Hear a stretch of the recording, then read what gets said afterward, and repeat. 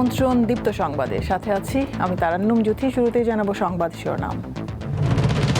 সংসার শুরু করতে পারলেন না মোংলার সাব্বির ও মিতু। সড়ক দুর্ঘটনায় বরকনে সহ 13 জন নিহত। বিরোধী দলের ওয়াকআউট দিয়ে ত্রয়োদশ জাতীয় সংসদের যাত্রা শুরু, স্ববিরোধিতা বলছে বিএনপি। জ্বালানি তেল নিয়ে আতঙ্ক কমলেও পাম্পে ভিড় কমেনি, ছুটির দিনও খোলা থাকবে তেলের ডিপো। হরমুজ প্রণালী বন্ধ থাকবে, ইরানের নতুন নেতার ঘোষণা।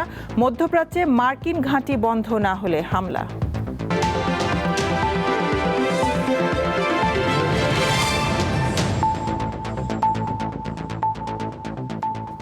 খুলনা মোংলা মহাসড়কের রামপালে সড়ক দুর্ঘটনায় নিভে গেল 13টি প্রাণ। বৃহস্পতিবার একটি বাসের সঙ্গে বর কনে ও তাদের স্বজনদের বহনকারী মাইক্রোবাসের সংঘর্ষ হলে এই দুর্ঘটনা ঘটে। বেঁচে নেই বর ও কনে, নিহতদের মধ্যে 2টি শিশু রয়েছে।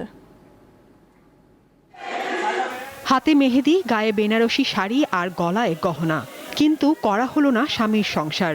বৃহস্পতিবার সড়ক দুর্ঘটনায় ইতি ঘটে মার্জিয়া আক্তার মিতুর স্বপ্নের। কনের সঙ্গে প্রাণ হারিয়েছে বর সাব্বিরও। নিহত হয়েছে তার পরিবারের 8 জন। নিভে গেছে কনে মিতুর পরিবারের 4 জনের জীবন প্রদীপও। খুলনার কয়রা উপজেলার নকশায় মিতুর বাড়িতে তার বিয়ে হয়। নববধূর শ্বশুরবাড়ি মংলার শেলাবনিয়ায়। বিয়ের পর তারা মাইক্রোবাসে সেখানে যাচ্ছিলেন। দুপুর 3টার দিকে খুলনা মংলা মহাসড়কে তাদের বহনকারী গাড়িটির সঙ্গে একটি বাসের সংঘর্ষ ঘটে। ঘটনাস্থলে 4 জন নিহত হন। নৌবাহিনীর গাড়িটি অ্যাক্সিডেন্ট করে সে নূতন বউ সহ তারা মোট 12 জন ফ্যামিলি মারা গেছে। তখন আমরা দৌড়েই তার বাসায় আসলে শুনি ভাবির কাছে যে ভাবি, তখন সে তো খবর জানে না তো, মানে 2-1 জন মনে হয় কোন রকম আছে, আর বাকিগুলো জায়গায় শেষ। তার স্ত্রী ঘরে অসুস্থ হয়ে পড়ছে, কান্নাকাটি করতেছে, এলাকাবাসী আবার তাকে সান্ত্বনা দিচ্ছি। এটি আসলে খুবই দুঃখজনক এবং হৃদয় বিদারক একটি ঘটনা। আহতদের উদ্ধার করে রামপাল উপজেলা স্বাস্থ্য কমপ্লেক্স এবং খুলনা মেডিকেল কলেজ হাসপাতালে নেওয়া হয়। সেখানে চিকিৎসকরা 9 জনকে মৃত ঘোষণা করে। মোংলা থেকে একটি নৌবাহিনীর একটি বাস খুলনাগামী যেতেছিলেন, আর বিপরীত দিক থেকে একটা বিয়ের গাড়ি বরযাত্রী সহ সেই মুখোমুখি সংঘর্ষ হয়। মর্মান্তিক এ দুর্ঘটনায় বর ও কনের পরিবারে শোকের ছায়া নেমে এসেছে। সাদিয়া চৌধুরী, দীপ্ত, বার্তা কক্ষ।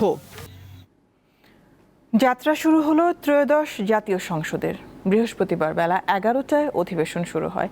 এরপর স্পিকার না থাকায় সংসদ সভাপতিত্বের দায়িত্ব দেওয়া হয় অভিজ্ঞ সংসদ সদস্য খন্দকার মোশাররফ হোসেনকে। তার পরিচালনায় স্পিকার ও ডেপুটি স্পিকার নির্বাচিত হন। বিনা প্রতিদ্বন্দ্বিতায় সংসদের নতুন স্পিকার নির্বাচিত হন হাফিজউদ্দিন আহমেদ ও ডেপুটি স্পিকারের দায়িত্ব পান কায়সার কামাল। ত্রয়োদশ জাতীয় সংসদের প্রথম অধিবেশন শুরু হয় বৃহস্পতিবার বেলা 11টায়। উদ্বোধনী বক্তব্য রাখেন প্রধানমন্ত্রী তারেক রহমান। বিসমিল্লাহির রহমানির রহিম। বলেন, জাতীয় সংসদকে সব যুক্তি, আলোচনা ও সমাধানের কেন্দ্রবিন্দুতে পরিণত করতে চান তিনি। দল, মত, ধর্ম, বর্ণ নির্বিশেষে দেশের জনগণের প্রতিনিধিত্ব করছে। আমার রাজনীতি দেশ এবং জনগণের স্বার্থ রক্ষা করার রাজনীতি। সংসদের প্রথম অধিবেশনে সভাপতি হিসেবে খন্দকার মোশাররফ হোসেনের নাম প্রস্তাব করেন প্রধানমন্ত্রী। এতে সমর্থন দেন স্থানীয় সরকার, পল্লী উন্নয়ন ও সমবায় মন্ত্রী মির্জা ফখরুল ইসলাম আলমগীর। এছাড়া প্রস্তাবে সমর্থন দেন বিরোধী দলীয় উপনেতা আব্দুল্লাহ মোহাম্মদ তাহের। ত্রয়োদশ জাতীয় সংসদে সভাপতিত্ব করার জন্য আজ আমি প্রবীণ রাজনীতিবিদ এবং 5 বারের মতন নির্বাচিত জাতীয় সংসদ সদস্য জনাব ডক্টর খন্দকার মোশাররফ হোসেনের নাম প্রস্তাব করছি। খন্দকার মোশাররফ হোসেনের সভাপতিত্বে শুরু হয় স্পিকার ও ডেপুটি স্পিকার নির্বাচন। চিফ হুইপ নুরুল ইসলাম মনি স্পিকার পদে হাফিজউদ্দিন আহমদের নাম প্রস্তাব করেন। ওই প্রস্তাবকে সমর্থন করেন হুইপ রাকিবুল ইসলাম। বিনা প্রতিদ্বন্দ্বিতায় কণ্ঠ ভোটে স্পিকার নির্বাচিত হন হাফিজউদ্দিন আহমদ। সংসদ সদস্য জনাব হাফিজউদ্দিন আহমদ বীর বিক্রমকে বাংলাদেশ জাতীয় সংসদের স্পিকার পদে নির্বাচিত করা হোক। যারা এই প্রস্তাবের পক্ষে আছেন তারা হা বলুন। যারা এই প্রস্তাবের বিপক্ষে আছেন তারা না বলুন। হা জয়যুক্ত হয়েছে, হায় জয়যুক্ত হয়েছে, হায় জয়যুক্ত হয়েছে। এরপর ডেপুটি স্পিকার হিসেবে হুইপ রুহুল কুদ্দুস তালুকদার ভূমি প্রতিমন্ত্রী ব্যারিস্টার কায়সার কামালের নাম প্রস্তাব করেন। এ প্রস্তাবকে সমর্থন করেন হুইপ ABM আশরাফ উদ্দিন নিজাম। নেত্রকোনা 1 থেকে নির্বাচিত মাননীয় সংসদ সদস্য ব্যারিস্টার কায়সার কামালকে বাংলাদেশ জাতীয় সংসদের ডেপুটি স্পিকার পদে নির্বাচিত করা হোক। যারা এই প্রস্তাবের পক্ষে আছেন তারা হ্যাঁ বলুন, যারা এই প্রস্তাবের বিপক্ষে আছেন তারা না বলুন। হ্যাঁ জয়যুক্ত হয়েছে, হ্যাঁ জয়যুক্ত হয়েছে, হ্যাঁ জয়যুক্ত হয়েছে। কণ্ঠভোটে বিনা প্রতিদ্বন্দ্বিতায় সংসদের ডেপুটি স্পিকার নির্বাচিত হন কায়সার কামাল। মিনিটের জন্য বিরতি ঘোষণা করলাম। এরপর 30 মিনিটের জন্য সংসদ মুলতবি করা হয়। এ সময় নতুন স্পিকার ও ডেপুটি স্পিকারকে শপথ পড়ান রাষ্ট্রপতি মোহাম্মদ শাহাবুদ্দিন। আমি সংবিধানের রক্ষণ সমর্থন ও নিরাপত্তা বিধান করিব। সঞ্জিদা প্লাবনী, দীপ্ত সংবাদ, ঢাকা। ঘোষণা অনুযায়ী রাষ্ট্রপতির ভাষণ বর্জন করেছে জাতীয় সংসদের বিরোধী দল। বৃহস্পতিবার ত্রয়োদশ জাতীয় সংসদের প্রথম অধিবেশনে রাষ্ট্রপতির ভাষণ শুরু হলে ওয়াকআউট করে তারা। তবে একে স্ববিরোধিতা বলছেন বিএনপি নেতারা। ভাষণে গণ অভ্যুত্থানের মধ্য দিয়ে ফ্যাসিবাদী সরকারের পতন ঘটেছে জানিয়ে রাষ্ট্রপতি আশা প্রকাশ করেন নতুন সরকারের জনকল্যাণমূলক কর্মকাণ্ডে ভবিষ্যতে দেশ আরও এগিয়ে যাবে। সদস্যবৃন্দ, আমি এখন মহামান্য রাষ্ট্রপতি জনাব মোহাম্মদ শাহাবুদ্দিনকে তার মূল্যবান ভাষণ প্রদানের জন্য অনুরোধ জানাচ্ছি। অধিবেশন শুরুর প্রথম দিন বিকেল 3:35 জাতীয় সংসদের স্পিকার হাফিজ উদ্দিন আহমদ সংসদের রেওয়াজ অনুযায়ী ভাষণ দেওয়ার জন্য রাষ্ট্রপতিকে অনুরোধ জানান। মহামান্য রাষ্ট্রপতি। জাতীয় সঙ্গীতের পর বিরোধী দলের হইচইয়ের মধ্যেই ভাষণ শুরু করেন রাষ্ট্রপতি। মাননীয় সদস্যবৃন্দ, সংসদের শৃঙ্খলা রক্ষা করুন, অনুগ্রহ করে নিজের আসনে বসে পড়ুন। এ সময় সংসদ থেকে ওয়াকআউট করেন বিরোধী দলের সদস্যরা। আপনাদের সবাইকে জানাই আন্তরিক অভিনন্দন ও শুভেচ্ছা। ত্রয়োদশ জাতীয় সংসদের প্রথম দিনটিকে ঐতিহাসিক দিন হিসেবে উল্লেখ করেন রাষ্ট্রপতি। সাফল্য কামনা করেন নতুন সরকারের। দেশের অর্থনীতিতে নানা চ্যালেঞ্জ রয়েছে। পয়েন্ট টু পয়েন্ট মূল্যস্ফীতি 2025 সালের জানুয়ারি মাসে 9.94% থেকে হ্রাস পেয়ে 2026 সালের জানুয়ারি মাসে 8.58% দাঁড়িয়েছে। আশা করা যায় পরবর্তী মাসগুলোতে মূল্যস্ফীতি হ্রাসের ধারা অব্যাহত থাকবে। মধ্যপ্রাচ্য যুদ্ধ পরিস্থিতির প্রভাব ও দেশের অর্থনৈতিক অবস্থার চিত্র তুলে ধরেন রাষ্ট্রপতি। মূল্যস্ফীতি ও বৈদেশিক মুদ্রার রিজার্ভের তথ্য দিয়ে দেশের কৃষি ও অর্থনীতির ক্ষেত্রে বর্তমান সরকার জনকল্যাণমূলক পদক্ষেপ নেবে বলে আশা করেন তিনি। বর্তমান সরকার অর্থনীতির গণতন্ত্রায়ন অলিগার্কিক কাঠামো ভেঙে জনগণের অংশগ্রহণ নিশ্চিত করবে। ঋণ নির্ভর অর্থনীতিকে বিনিয়োগ নির্ভর অর্থনীতিতে রূপান্তরই হবে বর্তমান সরকারের মূল লক্ষ্য। কর্মসংস্থান সৃষ্টি ও সম্পদ তৈরিতে বিনিয়োগ নির্ভর অর্থনীতি হবে চালিকা শক্তি। বর্তমান সরকার 2034 সালের মধ্যে $1 ট্রিলিয়ন অর্থনীতি গড়ে তোলার লক্ষ্যমাত্রা নির্ধারণ করেছে। ওয়াকআউট করার পর বিরোধী দলের নেতারা বলেন রাষ্ট্রপতি জুলাইয়ের সাথে গাদ্দারি করেছেন। ফ্যাসিবাদ ও গণতন্ত্র একসঙ্গে চলবে না। এই প্রেসিডেন্ট 3টা কারণে অপরাধী, যার বক্তব্য এই মহান সংসদে আমরা শুনতে পারি না। তিনি জাতির সামনে মিথ্যাবাদী হিসাবে সাব্যস্ত হয়েছে। দেশের প্রেসিডেন্ট মিথ্যাবাদী সাব্যস্ত হওয়ার পরে প্রেসিডেন্ট হিসাবে থাকার তার আর কোনো নৈতিক অধিকার থাকে না। বিরোধী দলের সংসদ সদস্যদের তাদের অধিকার আছে, কোনো বিষয়ে যদি তারা সিদ্ধান্ত নেন যে ওয়াকআউট করবেন, তারা করতে পারেন। It is all about Democratic practice. এটা গণতান্ত্রিক সভ্যতার মধ্যে আছে, পার্লামেন্টারি সংস্কৃতির মধ্যে আছে। সংসদের প্রথম অধিবেশনে দর্শক গ্যালারিতে ছিলেন অন্তর্বর্তী সরকারের প্রধান উপদেষ্টা ডক্টর মোহাম্মদ ইউনূস, প্রধানমন্ত্রী তারেক রহমানের সহধর্মিণী ডাক্তার জুবাইদা রহমান, মেয়ে জাইমা রহমান, আরাফাত রহমান কোকোর স্ত্রী সৈয়দা শামিলা রহমান এবং জুলাই যোদ্ধাদের অনেকে। শিমুল বাশার, দীপ্ত বার্তা কক্ষ। জ্বালানি তেলের সরবরাহ স্বাভাবিক রাখতে সরকারি ছুটির দিনও তেলের ডিপো খোলা রাখার সিদ্ধান্ত নিয়েছে বিপিসি। ফিলিং স্টেশনগুলোতে গ্রাহকদের ভিড় থাকলেও তেল সংকটের আতঙ্ক কিছুটা কমেছে। তবে তেলের অভাবে রাজধানীর কিছু কিছু ফিলিং স্টেশন এখনো বন্ধ রয়েছে। চাহিদা অনুযায়ী তেল সরবরাহ কম থাকায় রাজধানীর কিছু কিছু ফিলিং স্টেশন বন্ধ রয়েছে। অন্যগুলোতে ঘন্টার পর ঘন্টা লাইনে দাঁড়িয়ে থেকেও তেল সংগ্রহ করছেন গ্রাহকরা। আমাদের তেল নিতে 1.5-2 ঘন্টা চলে যাচ্ছে, তো আমরা রাইড দিব কখন? হচ্ছে না তো, আমাদের রাইড শেয়ারিং তো হচ্ছে না। আমরা তো নন স্টপ দৌড়াচ্ছি, এখান থেকে ওইখানে দৌড়াচ্ছি। এখন তেল নিতে গেলে মাঝখানে 2-2.5 ঘন্টা করে কেটে যাচ্ছে। সেখানে গেলে তো 2-2.5 ঘন্টার দিনের মধ্যভাগ গেলে তো আমাদের রাইড শেয়ারিংয়ের যে চাপটা থাকে ওইটাই চলে যায়। কারণ 500 টাকা ভাড়া মেরে আমি এখানে 1 ঘন্টা দাঁড়ায় আছি। আইসা আমি কিন্তু চাইলে এখানে অতিরিক্ত তেল নিতে পারতেছি না, কারণ আমার প্রতিদিন ভাড়া মারতে না হলেও 5 লিটার তেল লাগবে। 5 লিটার তেল নিয়ে আমি ভাড়া মারলাম, এরপর কিন্তু আরও 5 লিটার তেল আমার লাগবে, কিন্তু এটা আমি আবার নিতে পারবো না। গত শুক্রবার থেকে শুরু হওয়া তেল সংকট আতঙ্ক অনেকটা কমেছে, তবে পর্যাপ্ত তেল না পাওয়া নিয়ে আক্ষেপ করছেন অনেকে। একবারে ধরেন 10 লিটার নিতে পারলে 2-3 দিন আরামে চলা যায়। পাম্প মালিকরা বলছেন ডিপো থেকে আগে যে পরিমাণ তেল পাওয়া যেত এখন তা পাওয়া যায় না ও রেশনিং পদ্ধতির কারণে কিছুটা বিব্রত পরিস্থিতিতে পড়তে হচ্ছে। সরকার রেশনিং সিস্টেমের মাধ্যমে যতটুকু তেল দেওয়ার কথা বলছে গাড়িতে এবং বাইকে, আমরা সেইভাবেই দিয়ে যাচ্ছি। আমাদেরও ডিপো থেকে একটা কোটা সিস্টেম করে দেওয়া হয়েছে, আমরা ওইভাবেই সীমিত আকারে তেল আমরা ওইভাবে উঠাই। আমাদের চাহিদা মোতাবেক সম্পূর্ণ তেল আমরা পাই না, যেমন আমাদের 3 গাড়ি দরকার, আমরা 2 গাড়ি পাচ্ছি। মোবাইল কোর্ট পরিচালনাকালে জ্বালানি মন্ত্রণালয়ের ম্যাজিস্ট্রেট জানান সংকট নেই, আতঙ্ক অনেকটা কাটানো গেছে। মানুষের মধ্যে হয়তো একটা প্যানিক তৈরি হয়েছিল হঠাৎ করে, এই কারণে যে আমার যোগানের যে চাহিদাটা হঠাৎ করে বেড়ে গিয়েছিল, এই কারণে আমাদের হয়তো একটু সংকট তৈরি হয়েছিল। কিন্তু প্রথম থেকে যদি আজকে 1 সপ্তাহ যাবৎ লক্ষ্য করি, ধীরে ধীরে কিন্তু প্যানিকটা কমে গিয়েছে এবং আমাদের রেশনিংয়ের পরিমাণটাও বেড়েছে। তো ফলে হচ্ছে যেমন আজকে কিন্তু আপনারা খেয়াল করবেন গাড়ির চাপটা কিন্তু অনেক কম, যে লম্বা সিরিয়ালগুলো নাই। এবং ইতিমধ্যে মোটর সাইকেলগুলোতে যে 5 লিটার তেলের দেওয়ার যে বিষয়টা আসছে, তো ফলে মোটর সাইকেলের লম্বা লাইনও কিন্তু ওইভাবে এখন আজকে যেমন আমি দেখিনি।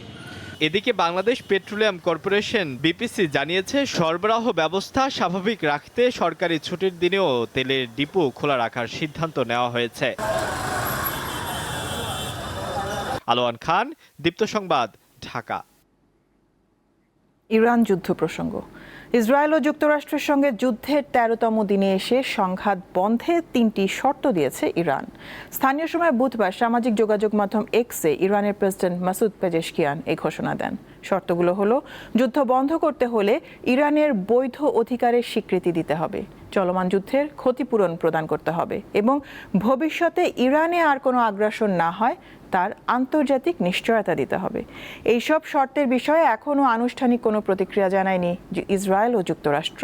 এদিকে ইরানের রাষ্ট্রীয় টেলিভিশনে চালানো দেশটির নতুন সর্বোচ্চ নেতা মোজতবা খামেনি জানিয়েছেন, আপাতত হরমুজ প্রণালী বন্ধ থাকবে আর মধ্যপ্রাচ্যে থাকা সব মার্কিন ঘাঁটি বন্ধ করা না হলে সেখানে হামলা চালানো হবে। ওমানের সালালা বন্দরে জ্বালানি ডিপোর একটি ট্যাঙ্কে এবং বাহরাইনের উত্তরাঞ্চলে একটি জ্বালানি ট্যাঙ্ক লক্ষ্য করে হামলা চালিয়েছে ইরান। এছাড়া ইরাকের আলফাও বন্দরে 2টি বিদেশি তেলবাহী ট্যাঙ্কারে বিস্ফোরক বোঝাই নৌযানের মাধ্যমে হামলা চালানো হয়েছে। দ্বিতীয় মেয়াদে ক্ষমতায় আসার পর থেকে মধ্যপ্রাচ্য ও লাতিন আমেরিকার দেশগুলোর সাথে চরম বৈরী সম্পর্ক দেখা দিয়েছে মার্কিন প্রেসিডেন্ট ডোনাল্ড ট্রাম্পের। গ্রিনল্যান্ড ইস্যু ও অতিরিক্ত শুল্ক আরোপের কারণে ইউরোপের সাথেও সম্পর্ক ভালো যাচ্ছে না এই মার্কিন নেতার। ইরানে হামলাকে ঘিরে বিভাজন আরও বেড়েছে। দ্বিতীয় মেয়াদে ক্ষমতায় এসেই নিজের চরম আগ্রাসী রূপ জাহির করতে শুরু করেছেন যুক্তরাষ্ট্রের প্রেসিডেন্ট ডোনাল্ড ট্রাম্প। অভিবাসন বিরোধী অবস্থান, বিভিন্ন দেশে শুল্ক আরোপের মাধ্যমে বাণিজ্য যুদ্ধ শুরু করেন গত বছরেই। মুখে সর্বদা শান্তির বার্তা থাকলেও কাজ করছেন ঠিক তার বিপরীত। প্রেসিডেন্ট হয়েই নিজের ক্ষমতা জাহির করতে শুরু করেছেন ট্রাম্প। ইসরায়েলের সাথে মিলে ইরানে রক্তক্ষয়ী হামলা চালানো, ভেনেজুয়েলায় হামলা চালিয়ে দেশটির প্রেসিডেন্ট নিকোলাস মাদুরোকে ধরে নিয়ে যাওয়া, পাশাপাশি লাতিন আমেরিকার 3 দেশ মেক্সিকো, কলম্বিয়া ও কিউবাকে সরকার ফেলে দেওয়ার হুমকি শোনা গেছে তার কণ্ঠে। শুধু তাই নয়, লাতিন আমেরিকা ও মধ্যপ্রাচ্য ছাড়িয়ে তার নজর ইউরোপেও। বিভিন্ন সময় বেশ জোর গলায় ডেনমার্কের অধীনে থাকা গ্রিনল্যান্ড দখলের ইচ্ছা প্রকাশ করেছেন এবং সামরিক উপায়ে তা অর্জনের সম্ভাবনার কথাও জানিয়েছেন ট্রাম্প। তবে ট্রাম্পের এমন মন্তব্যের তীব্র প্রতিক্রিয়া জানিয়েছে ডেনমার্ক। এমনকি গ্রিনল্যান্ড রক্ষায় একজোট হয়েছে ইউরোপের ক্ষমতাধর 6 দেশ France, Germany, Italy, Poland, Spain এবং যুক্তরাজ্য। ইউরোপীয় দেশসহ নানা দেশের ওপর ট্রাম্পের অতিরিক্ত শুল্ক আরোপের ফলে গত বছরেই ইউরোপের সাথে ট্রাম্পের সম্পর্কে অনেকটা ফাটল দেখা দেয়। এতে ইউরোপ সহ নানা দেশের সাথে যুক্তরাষ্ট্রের বাণিজ্য যুদ্ধ শুরু হয়। অভিবাসন ও ইউক্রেন ইস্যুতেও ইউরোপকে ক্ষয়িষ্ণু এবং ইউরোপ নেতাদের দুর্বল বলেও মন্তব্য করেছিলেন ট্রাম্প। এদিকে ইরান যুদ্ধ ঘিরে ইউরোপের সাথে আবারও সম্পর্কের টানাপোড়েন দেখা দিয়েছে যুক্তরাষ্ট্রের। ইরানে হামলার জন্য নিজেদের সামরিক ঘাঁটি ব্যবহার করতে না দেয়ায় ইউরোপের মিত্র স্পেনের ওপর ক্ষিপ্ত হয়েছেন যুক্তরাষ্ট্রের প্রেসিডেন্ট ডোনাল্ড ট্রাম্প। দেশটির সঙ্গে সব ধরনের বাণিজ্য বন্ধ করে দেওয়ার হুমকি দিয়েছেন তিনি। এমন পরিস্থিতিতে স্পেনকে সমর্থন জানিয়েছে জার্মান। ইউরোপীয় ইউনিয়নের সদস্য হিসেবে স্পেনের সঙ্গে খারাপ আচরণ মেনে নেওয়া হবে না বলে জানিয়েছে দেশটি। যুক্তরাজ্যের সাথেও সুখকর সম্পর্ক যাচ্ছে না মার্কিন প্রেসিডেন্টের। ইরানে হামলার জন্য ব্রিটিশ ঘাঁটি ব্যবহার করতে চেয়েছিল ওয়াশিংটন, তবে সে অনুরোধ প্রত্যাখ্যান করে ট্রাম্পের বিরাগভাজন হয়েছেন ব্রিটিশ প্রধানমন্ত্রী কেয়ার স্টারমার। এমনকি ব্রিটিশ বিমানবাহীর রণতরী পাঠানোর প্রস্তাবও প্রত্যাখ্যান করেছেন ট্রাম্প। মধ্যপ্রাচ্য জুড়ে যুদ্ধ, সংঘাত, ট্রাম্পের একতরফা সিদ্ধান্ত এবং বৈশ্বিক নানা পরিপ্রেক্ষিতে ইউরোপকে ভূ রাজনৈতিক শক্তিতে পরিণত করার চেষ্টা করছে দেশগুলো। শক্তিশালী ইউরোপ গড়ার এটাই প্রকৃত সময় বলছেন ইউরোপীয় নেতারা। ইশরাত সুমা, দীপ্ত বার্তা কক্ষ। এবার আরএফএল ওয়ার্ড্রব ঈদ বাজার।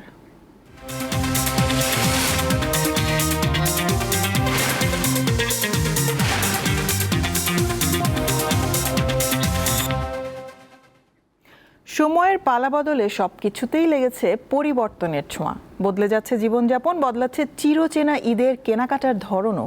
নাগরিক জীবনের ব্যস্ততা এবং প্রযুক্তিগত সুযোগ সুবিধা সহজলভ্য হয়ে ওঠায় অনেকেই এখন অনলাইনে কেনাকাটা করছেন। ব্যস্ত নগরীর রাজধানী ঢাকা। ইট পাথরে ঘেরা এই শহরে সবাই ব্যস্ত, যেন দম ফেলারও সময় নেই। আর এই ব্যস্ততা কয়েক গুণ বেড়ে যায় বিভিন্ন সামাজিক ও ধর্মীয় উৎসবে। দরজায় করা নাড়ছে পবিত্র ঈদুল ফিতর। শপিং মলগুলোতে এখন উপচে পড়া ভিড়। তবে যারা কর্মজীবী নানা ব্যস্ততায় সময় বের করতে পারছেন না, তারা বেছে নিয়েছেন অনলাইন শপিং। ঈদ নিয়ে সাংবাদিকদের আরো বেশি কাজের পরিধিটা বেড়ে যায়, তো যে কারণে একেবারেই শপিং করার সময় হয়ে ওঠে না। আর কিন্তু শিশুদের জন্য, সন্তান, পরিবার পরিজনদের জন্য ঈদ শপিংটা করতেই হবে, ঈদ কেনাকাটা করতেই হয়। কিন্তু সেক্ষেত্রে আমরা বেছে নেই অনলাইনটাকেই। অনলাইনে আমরা ঈদ শপিং করতে অনেক স্বাচ্ছন্দ্য বোধ করি। মিরপুরের বাসিন্দা শাম্মী আক্তার রুম্মানও অনলাইন শপিং এর পক্ষে। নানা ঝক্কি ঝামেলা পেরিয়ে মার্কেটে যেতে রাজি নন তিনি। অনলাইনে যে জিনিসটা হয় যে এই গ্যাদারিং বা এই যানজটটা, হ্যাজেল, এটা নিতে হয় না। তখন হচ্ছে খুব সহজে আমরা ওইখান থেকে, এই প্ল্যাটফর্ম থেকে এটা নিয়ে নিতে পারছি। নতুন সরকারের প্রথম ঈদে অনলাইন উদ্যোক্তারা ভালো বেচা বিক্রির প্রত্যাশা করছেন। ঈদের আগ মুহূর্তে কেনাকাটা আরো বাড়বে বলেও জানান তারা। কে কেন্দ্র করে আমাদের দেখা যায় তুলনামূলকভাবে অনেক বেশি অর্ডার হচ্ছে এখন তো আসলে অনলাইনে প্রচুর সাড়া। অনলাইনে কেনাকাটার সময় ও পরিশ্রম বাঁচলেও রয়েছে নানা ঝুঁকিও। প্রতারণা চক্রের ফাঁদে পড়ে অর্থ হারানোর পাশাপাশি আছে নকল পণ্য হাতে পাওয়ার শঙ্কা। তাই এসব বিষয়ে সতর্ক থাকার পরামর্শ দিয়েছেন অনলাইন উদ্যোক্তারা। নূর আলম, দীপ্ত সংবাদ, ঢাকা। নারীদের নিরাপত্তা ও যাতায়াত স্বস্তিদায়ক করতে আগামী 6 মাসের মধ্যে ঢাকায় বিশেষায়িত ইলেকট্রিক বাস সার্ভিস চালুর উদ্যোগ নিয়েছে সরকার। এই উদ্যোগকে স্বাগত জানিয়েছেন নারীরা। তবে বিশেষজ্ঞরা বলছেন, এসব বাস চলাচলের জন্য আগে পরিবেশ তৈরি করতে হবে। রাজধানীর গণপরিবহন ব্যবস্থায় দৃশ্যমান পরিবর্তন আনতে 180 দিনের একটি বিশেষ অগ্রাধিকার কর্মসূচি হাতে নিয়েছে সরকার। এর আওতায় নারীদের জন্য নিরাপদ বিশেষায়িত বাস সার্ভিস চালু করা হবে। দৌড়ে বাসে ওঠা বা নামা সহ বিভিন্ন ধরনের হয়রানি ও তিক্ত অভিজ্ঞতার মুখে পড়তে হয় নারীদের। তাই বিশেষায়িত এই বাস চালুর উদ্যোগকে স্বাগত জানিয়েছেন তারা।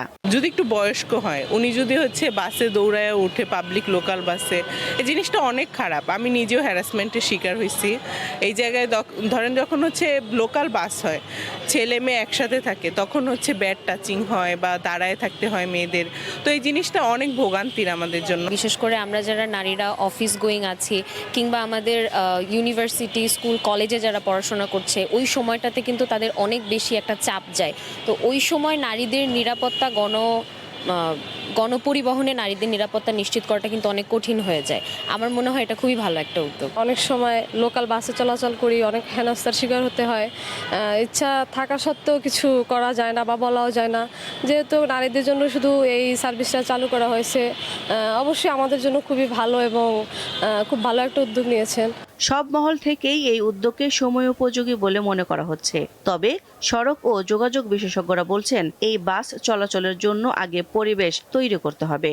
বাস যদি পরিবেশ পায়, বাসে যদি সিগন্যালিংটা যদি আমরা আগে দিতে পারি, বাসের জন্য আলাদা একটা লেন করতে পারি, বাসের সংখ্যা বাড়লে শুধু নারী না, নারী পুরুষ সবাই স্বাচ্ছন্দ্যে যেতে পারবে। প্রয়োজনে আমরা নারীদের জন্য 50% সিট পর্যন্ত বরাদ্দ বা অগ্রাধিকার ভিত্তিতে দিতে পারি, সেটা কোনো সমস্যা না। কিন্তু কথা হচ্ছে আমাকে আগে পরিবেশটা ঠিক করেই তারপর আমি এই ধরনের ভালো ভালো সলিউশন আনতে পারি। আদারওয়াইজ দেখা যাবে যে আমি যদি সলিউশন ভালো কিন্তু আমার পরিবেশ না থাকার কারণে সাস্টেনেবল হবে না। সেই সাথে অন্যান্য যানবাহন চলাচলের বিষয়েও পরামর্শ দেন তিনি।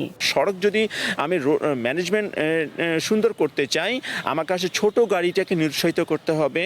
গণপরিবহনকে ভালো পরিবেশ দিলে মালিকরা, যেই মালিক ইনভেস্ট করছে, ভালো ভালো বাস আনছে আমার বিভাগীয় শহরের ঢাকা থেকে অন্যান্য আন্তঃজেলাতে, সে কিন্তু এই শহরে ইনভেস্ট করবে যদি সরকার পরিবেশটা তাকে দেয়। নারীদের জন্য বিশেষ বাস সার্ভিস চালুর পাশাপাশি বাইসাইকেলের জন্য আলাদা লেন করলে সড়কে ভোগান্তি কমে যাবে বলেও মনে করেন তিনি।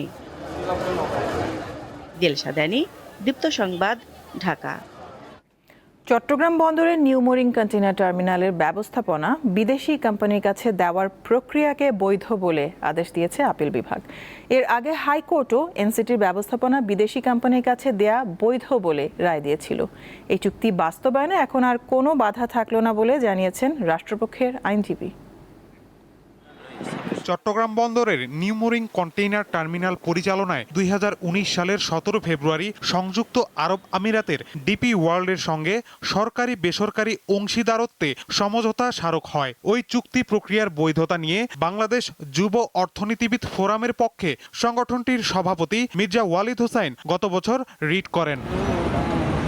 রিটের প্রাথমিক শুনানির পর গত বছরের 30 জুলাই হাইকোর্টের রুল জারি করে। পরে 4 ডিসেম্বর বিচারপতি ফাতেমা নজিব ও বিচারপতি ফাতেমা আনোয়ারের বেঞ্চে বিভক্ত রায় হয়। জ্যেষ্ঠ বিচারপতি ফাতেমা নজিব রুল যথাযথ ঘোষণা করেন, আর অপর বিচারপতি ফাতেমা আনোয়ার রিট খারিজ করেন।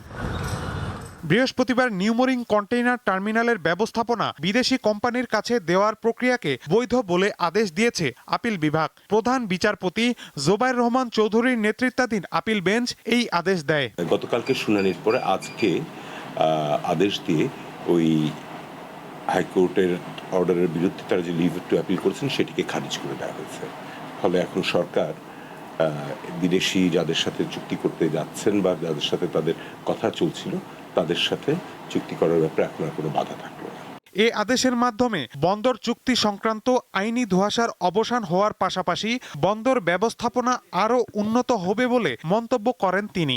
একটা পোর্টটা যেটা আমাদের রয়েছে তারা সেটাকে আধুনিকায়ন করবেন, আধুনিকায়ন করে সেটাকে তারা ম্যানেজ করবে। আমাদের এখানকার ম্যানেজমেন্টটা ফেল করছিল, বিদেশি কোনো একটা কোম্পানিকে দেওয়া হচ্ছে যাতে এটাকে প্রপারলি ম্যানেজ করে আমাদের রেভিনিউ বাড়ে, তাদেরও হয়, এবং that is the whole idea of this PPP এবং গভর্নমেন্ট টু গভর্নমেন্ট চুক্তি।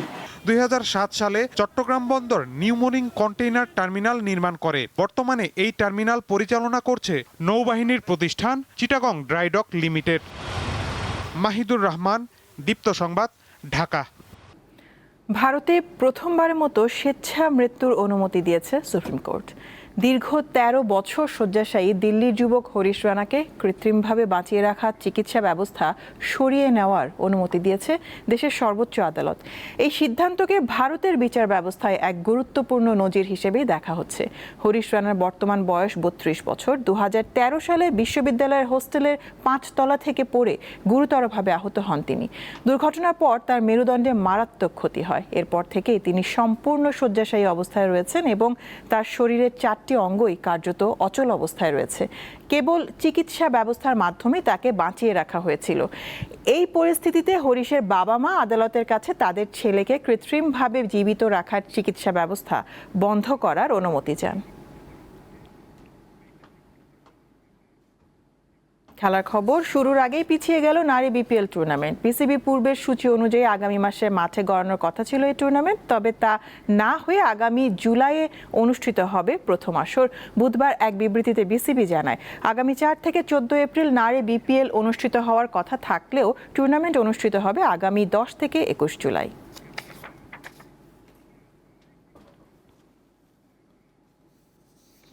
শেষ করব দীপ্ত সংবাদ, শিরোনামগুলো জানাবো আরও একবার। সংসার শুরু করতে পারলেন না মোংলা সাব্বির মিতু, সড়ক দুর্ঘটনায় বরকনে সহ 13 জন নিহত। বিরোধী দলের ওয়াকআউট দিয়ে ত্রয়োদশ জাতীয় সংসদের যাত্রা শুরু, স্ববিরোধিতা বলছে বিএনপি। জ্বালানি তেল নিয়ে আতঙ্ক কমলেও পাম্পে ভিড় কমেনি, ছুটির দিনও খোলা থাকবে তেলের ডিপো। হরমুজ প্রণালী বন্ধ থাকবে, ইরানের নতুন নেতার ঘোষণা। মধ্যপ্রাচ্যে মার্কিন ঘাঁটি বন্ধ না হলে হামলা। এ ছিল এখনকার মতন। আমি তারান্নুম জুথি বিদায় নিচ্ছি। দর্শক, আরও তথ্য বিনোদনের সংবাদ জানতে যুক্ত থাকুন দীপ্ত টিভি ডিজিটাল প্ল্যাটফর্মগুলোতে। ধন্যবাদ সবাইকে।